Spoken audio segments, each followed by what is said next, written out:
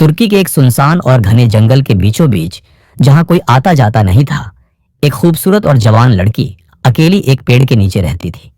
एक शाम जब लड़की पेड़ के नीचे घास पर बैठी थी, उसने देखा कि वहां से एक हकीम दरवेश गुजर रहा है।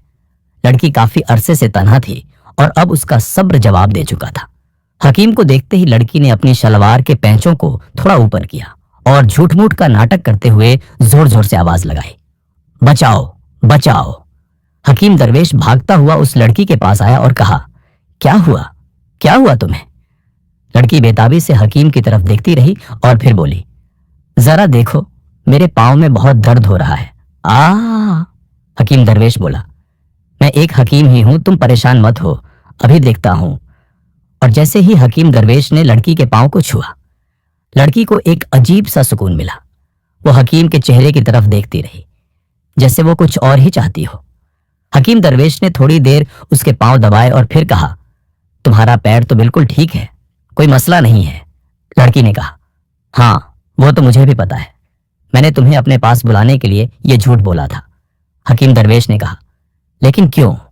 लड़की ने कहा, मैं एक जवान लड़की हूं और काफी अरसे से अकेली हूं, मुझसे अब और सब्र नहीं होता, तुम यहां मेरे साथ रात गुजार लो। हकीम दरवेश जैसे ही गुस्से में वहां से उठ के जाने लगा, लड़की हकीम की तरफ बढ़ी और उसका हाथ पकड़ लिया। नहीं, मैं तुम्हें अब ऐसे ही नहीं जाने दूंगी, मैं बहुत वक्त से इंतजार कर रही हूं, तुम्हें मेरे साथ रुकना ही होगा। हकीम दरवेश को समझ नहीं आया कि एक जवान लड़की मुझ बूढ़े के साथ क्या करना चाहती है, लेकिन जैसे ही हकीम दरवेश ने लड़की के चेहरे की तरफ देखा तो लड़की को देखकर उसे एक अजीब सा सुकून मिला। वो लड़की की तरफ खींचा चला आया और उसको करीब आकर देखने लगा, लेकिन नजर कमजोर होने की वजह से उसे लड़की का चेहरा वाज़ेह दिखाई नहीं दिया। लड़की ने पूछा, क्या देख रहे हो ऐसे? हकीम दरवेश ने कहा, तुम्हारा चेहरा मुझे ठीक से दिखाई नहीं दे रहा, लेकिन तुम्हारे पास आने से मुझे एक अपनायत सी महसूस हो रही है। लड़की के चेहरे पर थोड़ी सी खुशी आ गई, जैसे वो अपने मकसद में कामयाब हो रही हो। बातें करते करते अब उस घने जंगल में रात हो चुकी थी, अंधेरा छा गया था। लड़की ने हकीम दरवेश से कहा, अब मेरे पास रुक रहे हो ना? हकीम दरवेश थोड़ी देर खामोश रहा और फिर बोला, अब इस अंधेरे जंगल में रात के वक्त मैं कहां जाऊंगा, रात ही गुजार लेता हूं। लड़की दिल ही दिल में मुस्कुराई, जैसे उसके तीर सही निशाने पर लग रहे हो। लड़की और हकीम वहीं घने जंगल में पेड़ के नीचे घास पर बैठ गए। लड़की ने हकीम से कहा, मैं यहीं घास पर सोती हूं, क्या तुम भी सो जाओगे? हकीम दरवेश बोला, तुम जहां जगह दोगी मैं सो जाऊंगा।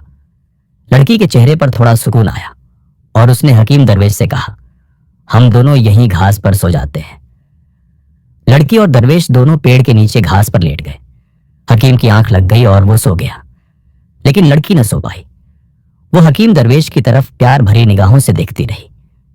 फिर लड़की ने आपसे खुद से कहा, ये ऐसे नहीं मानेंगे, इनका दिल आहिस्ता आहिस्ता करके बहलाना होगा। सुबह इन्हें जाने नहीं दूंगी, किसी भी तरह करके इनको रोकना होगा।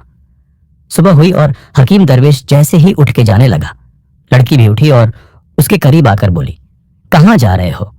तुम रुक जाओ मेरे पास, मेरे चेहरे को देखो, क्या तुम्हें कुछ नहीं दिखाई देता इसमें? हकीम दरवेश ने लड़की के चेहरे की तरफ देखा तो जैसे उसके वजूद में कोई दस्तक हुई, लेकिन वही नजर की कमजोरी। उसे ठीक से लड़की का चेहरा दिखाई नहीं दिया। हकीम दरवेश ने लड़की से कहा, मैं निकलने लगा हूं, मुझे काम है। जब लड़की को लगा कि अब हकीम उसकी बातों में नहीं आने वाला, तो उसने कहा, अच्छा 1 मिनट रुको, मैं अभी आती हूं, आप यहां से हिलना मत। फिर लड़की तेजी से जंगल की तरफ दौड़ी और एक आम के पेड़ के नीचे जाकर खड़ी हो गई। उसने पेड़ से 2 आम तोड़े और फिर एक जोरदार चीख मारी, आह! और वही पेड़ के नीचे आंखें बंद करके लेट गई। हकीम दरवेश ने जैसे ही लड़की की चीख सुनी, वो फौरन उसकी तरफ भागा। पेड़ के पास पहुंचा तो देखा कि लड़की जमीन पर बेहोश पड़ी है। दरवेश उसके पास आकर बैठ गया। हकीम दरवेश ने लड़की को हिलाया, मगर लड़की झूठ मूठ का नाटक करते हुए आंखें बंद की पड़ी रही। फिर हकीम लड़की के करीब आया और उसका हाथ पकड़कर उसे रगड़ा, लेकिन लड़की ने अब भी अपनी आंखें न खोली और दिल ही दिल में खुश होती रही। हकीम दरवेश जल्दी से दौड़ा और एक नदी से अपने हाथ में थोड़ा सा पानी लिया और वो लाकर लड़की के चेहरे पर छिड़का। लड़की को जब लगा कि अब इससे ज्यादा नाटक नहीं किया जा सकता, तो उसने आहिस्ता आहिस्ता अपनी आंखें खोली, जैसे वाकई बेहोश थी। हकीम दरवेश लड़की के चेहरे को देखता रहा, जैसे वो उसे कुछ बताना चाहता हो, लेकिन वही कम भी ना आई। इससे पहले कि हकीम दरवेश लड़की से पूछता कि तुम्हारे साथ ये सब क्या हुआ, लड़की उठी और उस हकीम दरवेश के गले से लग गई। हकीम दरवेश ने उसे पीछे हटाना चाहा, लेकिन वो उसे हटा ना पाया। दरवेश को उस लड़की से एक अपनायत सी महसूस हुई। हकीम एकदम पीछे हुआ। ये सब क्या है और तुम बेहोश कैसे हो गई थी? लड़की बोली, मैं तुम्हारे लिए आम तोड़ने के लिए आई थी और यहां गिर गई और बेहोश हो गई। हकीम दरवेश ने कहा, अच्छा मुझे अब इजाजत दो, मैं चलता हूं। लड़की परेशान हुई और दरवेश के करीब आकर बोली, आप अपनी आंखों से तो मुझे वाजह नहीं देख सकते, लेकिन क्या मुझे महसूस भी नहीं कर सकते? हकीम दरवेश बोला, पता नहीं क्यों जब मैं तुम्हारे करीब आता हूं तो तुमसे एक अपनायत सी महसूस होती है। लड़की थोड़ी सी मुस्कुराई। उसने पेड़ से तोड़े हुए आम अपने साथ लिए और हकीम बुजुर्ग को लेकर उसी पेड़ के नीचे आ गई जहां वो रहती थी। लड़की और हकीम ने पेड़ के नीचे बैठकर एक एक आम खाया। अब शाम हो चुकी थी। दोनों उसी पेड़ के नीचे घास पर बैठे थे। फिर लड़की ने अचानक हकीम दरवेश से कहा, अपनी टांगें सीधी करो। हकीम दरवेश ने हैरानी से पूछा, क्यों? लड़की बोली, करो तो। हकीम दरवेश ने अपनी टांगें सीधी की। फिर लड़की उसके पांव दबाने लगी। हकीम दरवेश बोला, ये क्या कर रही हो? लड़की बोली, तुम थक गए होगे इसलिए तुम्हारे पांव दबा रही हूं। फिर लड़की अचानक उठी और भागती हुई नदी पर गई। उसने एक मिट्टी के ग्लास में पानी भरा और वापस आकर हकीम दरवेश के बहुत करीब आकर उसके हाथों में वो पानी थमा दिया। हकीम दरवेश ने पानी पिया और पानी पीते ही उसे नींद आई और वो सो गया। रात हो गई थी। लड़की उसके पास बैठी उसे देख रही थी।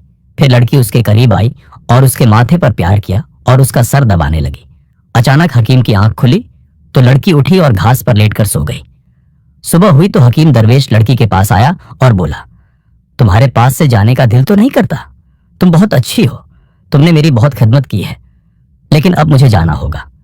लड़की बोली, क्या अब तुम मुझे अकेले करके चले जाओगे? हकीम दरवेश बोला, आखिर जाना ही तो है, आज नहीं तो कल। लड़की हकीम दरवेश के करीब आई और उसकी आंखों में देखती हुई बोली, आज तुम मेरे साथ और रह लो, मुझसे अब और सब्र नहीं होता, मैं तुम्हारे साथ वक्त गुजारना चाहती हूं। हकीम ने कहा, क्या मतलब है तुम्हारा? लड़की ने अचानक हकीम दरवेश का हाथ पकड़ लिया और उसे अपने साथ लेकर एक घने जंगल की तरफ ले जाने लगी। चलते चलते हकीम दरवेश ने कहा, यहां झाड़ियां और दरख्तों के पीछे कहां ले जा रही हो? लड़की बोली, आपने मतलब जानना है ना कि मैं क्या चाहती हूं? मैं वो सब आपको पहले ही बता देती, लेकिन मैं बहुत डरी हुई हूं। मुझ में हिम्मत नहीं हो रही आपको सच बताने की, लेकिन मुझसे अब और इंतजार नहीं होता। हकीम दरवेश हैरत से उसकी बातें सुनता रहा। लड़की उसे घने जंगल में दरख्तों और झाड़ियों के बीच से गुजारती हुई ऐसी सुनसान जगह पर ले गई जहां सिर्फ दरख्त ही दरख्त थे। हकीम दरवेश चुपचाप ये तमाम मंजर देखता रहा। लड़की ने फिर दूर एक कपड़े से बनी झोपड़ी की तरफ इशारा किया और फिर हकीम से कहा, आपको मेरे साथ इस झोपड़ी में जाना होगा। हकीम दरवेश ने जब झोपड़ी की तरफ देखा तो उसे ऐसा महसूस हुआ जैसे वो पहले कभी इस झोपड़ी में आया हुआ है, लेकिन वो खामोश रहा। हकीम दरवेश ने लड़की से कहा, मुझे इस वीरान जगह पर और इस झोपड़ी के पास क्यों ले आई हो? लड़की बोली, अब वो वक्त आ गया है जिसके लिए मैंने आपको यहां पर रोका। मैं अब आपको अपने से दूर नहीं होने दूंगी। हकीम दरवेश बोला, ये कैसी बातें कर रही हो तुम, और इस झोपड़ी में चलने का क्यों कह रही हो? लड़की ने कहा, आप मेरे साथ झोपड़ी में आओ, वो तो वहीं जाकर पता चलेगा। हकीम दरवेश ने जब लड़की की ये बातें सुनी और जब उसने उस झोपड़ी को देखा जिसमें वो पहले भी आया था, तो हकीम दरवेश के दिल में एक हलचल सी हुई और हकीम दरवेश गुस्से से वहां से वापस हो लिया। लड़की भी उसके पीछे दौड़ती हुई आई और पीछे से आवाज दी, मुझे मालूम है कि आप इस जगह को जानते हो और आप जिस लड़की को लेकर यहां आए थे मैं उसे भी जानती हूं। दरवेश ये सुनकर एकदम दंग रह गया और वहीं एक जगह पर ठहर गया और लड़की की तरफ देखते हुए बोला, तुम्हें किसने कहा कि मैं यहां पर आया था? लेकिन उसके ये अल्फाज उसका साथ नहीं दे रहे थे। लड़की फिर उसके करीब आई और बोली, मेरा मकसद आपको गुस्सा दिलाना नहीं है, मैं आपसे दूर नहीं आपके करीब आना चाहती हूं। हकीम दरवेश एक बार फिर से चलने लगा और लड़की उसके साथ साथ चलने लगी। फिर ये दोनों उसी पेड़ के नीचे पहुंच गए जहां पर ये पहले रह रहे थे। रात हो चुकी थी और अंधेरा काफी छा गया था। यकीनन दरवेश ने लड़की से कहा, अच्छा अब मैं निकलता हूं, मैं मस्जिद यहां नहीं रुक सकता। लड़की हकीम के करीब आई और उसका हाथ पकड़ के कहा, इतनी रात में इस वीरान जंगल में आप कहां जाओगे? इतना ज्यादा अंधेरा है। हकीम दरवेश ने लड़की से कहा, पता नहीं तुम्हारे क्या इरादे हैं, लेकिन तुम्हारी बातों और तुम्हारे वजूद से मुझे एक अपनापन महसूस होता है। लड़की के चेहरे पर थोड़ी सी राहत आई और उसने कहा, मैं आपके लिए हर कुछ कर सकती हूं, बस आप मुझसे राजी हो जाएं। हकीम दरवेश ने कहा, अच्छा ठीक है, मैं आज रात यहीं रुक जाता हूं। हकीम उसी पेड़ के नीचे घास पर लेट गए। कुछ देर बाद हकीम की आंख लग गई और वो सो गया। लड़की एक बार उठी और दरवेश के चेहरे को देखा, जैसे उसे सुकून मिल गया हो, और फिर से लेटकर सो गई। सुबह हुई और हकीम दरवेश अभी सोया हुआ था। लड़की दबे पांव उठी और आहिस्ता आहिस्ता करके अचानक नदी में उतर गई और फिर जोर जोर से चिल्लाने लगी, कोई है, कोई है। वहां हकीम दरवेश की आंख खुली जब उसने देखा कि उसके साथ लड़की लेटी नहीं है और दूर से पुकारने की आवाज आ रही है। तो वो फौरन नदी की तरफ दौड़ा। दरवेश वहां पहुंचा तो देखा कि लड़की नदी में है और उसका पूरा जिस्म पानी में भीगा हुआ है। दरवेश ने लड़की से कहा, तुम वहां क्या कर रही हो? लड़की बोली, मैं पानी भरने आई थी, पांव स्लिप हो गया, मुझे बाहर निकालो। दरवेश ने उसे अपना एक हाथ दिया और जोर से अपनी तरफ खींचा। लड़की नदी से बाहर आ गई। हकीम दरवेश ने लड़की की तरफ देखा जो पूरी तरह पानी से भीगी हुई थी। हकीम दरवेश बोला, अच्छा अब मैं चलता हूं, तुम अपना ख्याल रखना, अब मैं मजीद कोई बहाना नहीं सुनने वाला। लड़की हकीम दरवेश के करीब आई और बोली, क्या आप मुझे अभी तक गैर समझते हैं? काश आपकी नजर ठीक होती और आप मुझे सही तरह से देख सकते तो आप हरगिज मुझे छोड़ के न जाते। हकीम दरवेश को उसकी बातों से वही अपना सा एहसास हुआ और वो वहां से जाकर उसी पेड़ के नीचे जाकर बैठ गया। लड़की उसके पास आई और बोली, आप मेरे साथ झोंपड़ी के अंदर क्यों नहीं गए थे? इतनी मुश्किल से मैं आपको वहां तक लेकर गई थी, आपने मेरे सारे किए कराए पर पानी फेर दिया। चलो आज हम वहां चलते हैं, मैं आपके बगैर अब नहीं रह सकती। हकीम दरवेश अब लड़की की बातें सुनता रहा और कुछ न बोला। रात हुई और हकीम दरवेश उसी पेड़ के नीचे घास पर लेटा और सो गया। लड़की भी वहीं लेटी थी, लेकिन उसकी आंखें खुली रही और लड़की लेटे हुए आपसे बातें करने लगी। अब उन्हें मजीद यहां रोकना मुश्किल है, इनका दिल अब थोड़ा नरम लग रहा है।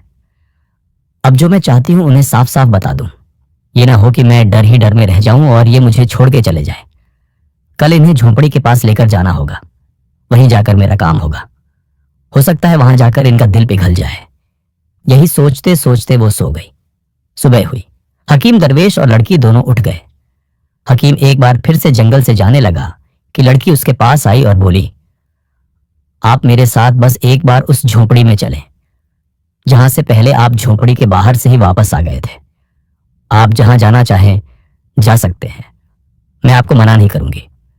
हकीम दरवेश ने कहा, क्यों, क्या है ऐसा उस झोंपड़ी में? तुम मुझे उस झोंपड़ी में ले जाने पर क्यों बाजिद हो?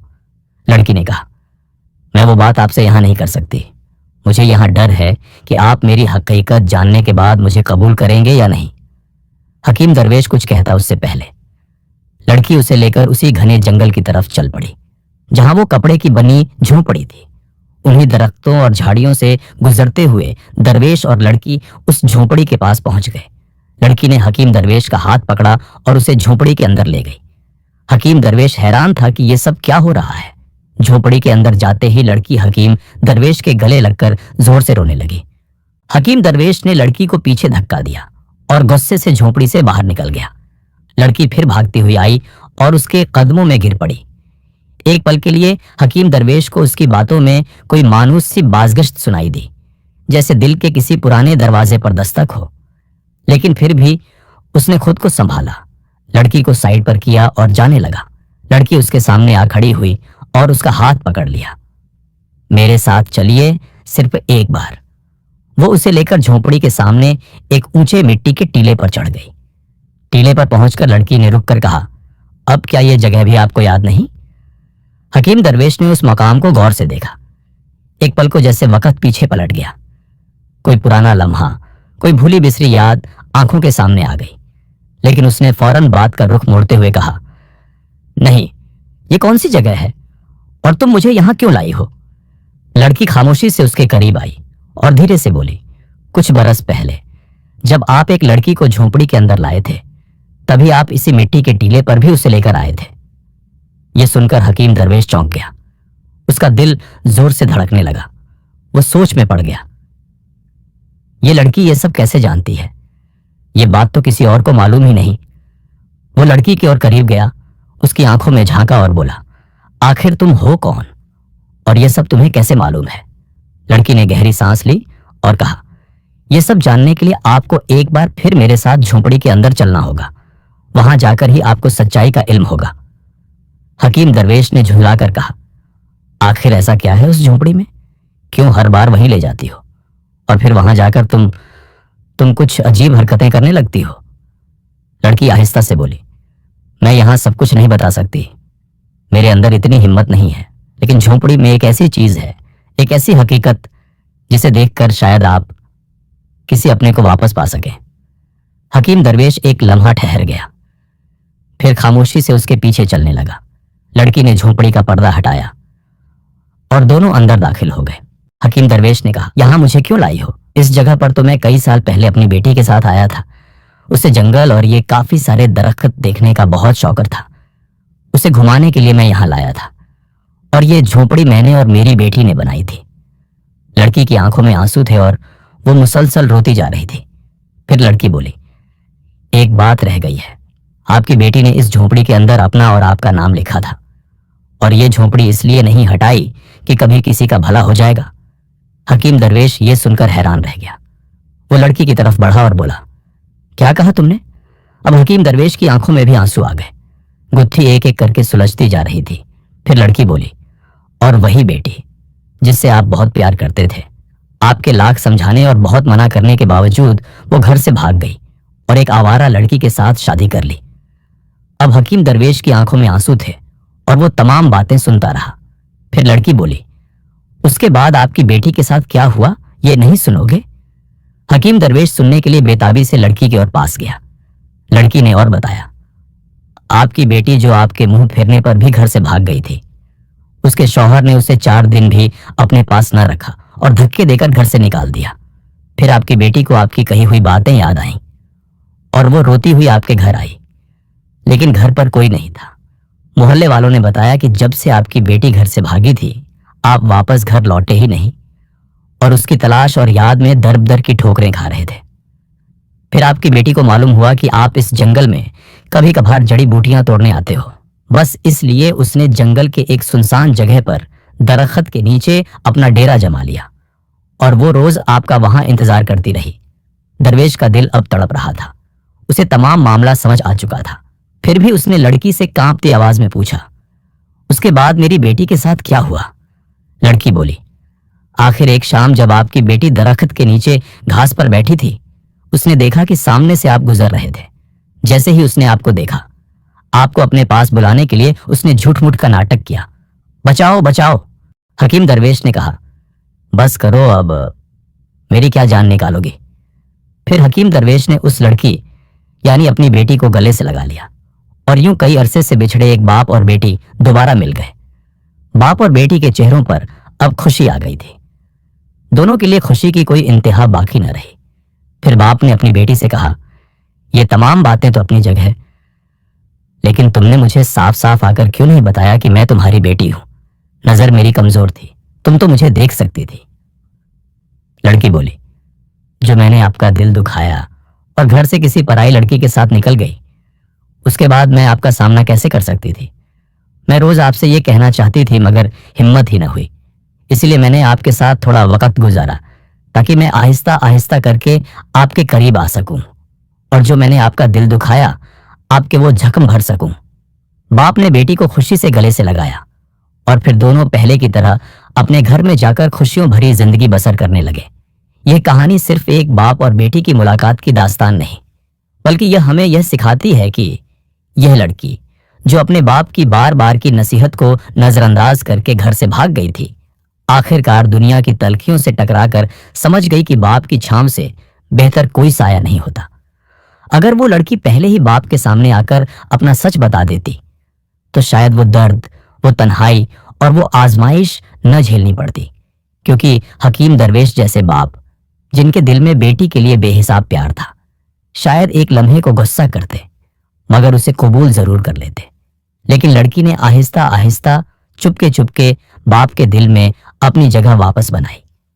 कभी झूठ बोलकर बचाव की फरियाद की, कभी सादगी से उसे अपनी दुनिया में बैठाया और आखिरकार उस झोंपड़ी में ले जाकर, जहां इन दोनों की यादें बसी थीं, अपने आप को एक बेटी की हैसियत से जाहिर किया। गलत फैसले जिंदगी का हिस्सा होते हैं, लेकिन वापसी का दरवाजा कभी बंद नहीं होता। बाप की मोहब्बत सख्त हो सकती है, मगर वो नफरत कभी नहीं होती। बेटी अगर नादिम हो तो बाप का दिल जरूर नरम हो जाता है। और सबसे बढ़कर वक्त पर सच बोल देना कई दिलों को टूटने से बचा लेता है। नीचे कमेंट सेक्शन में अपनी राय का इजहार ज़रूर कीजिएगा। आपकी राय हमें आइंदा मज़ीद बेहतर मवाद पेश करने में मदद देती है। और अगर आपको ये वीडियो पसंद आई है तो इसे लाइक कीजिए और अपने दोस्तों और अजीज़ों के साथ शेयर करना मत भूलिए, ताकि उनकी मालूमात में भी इजाफ़ा हो सके। बस इसी के साथ मुझे इजाज़त दीजिए। मिलते हैं अगली वीडियो में। तब तक के लिए अपना और अपने प्यारों का और अपने इर्द गिर्द के लोगों का बहुत सा ख्याल रखिएगा। अल्लाह आप सबका निगहबान।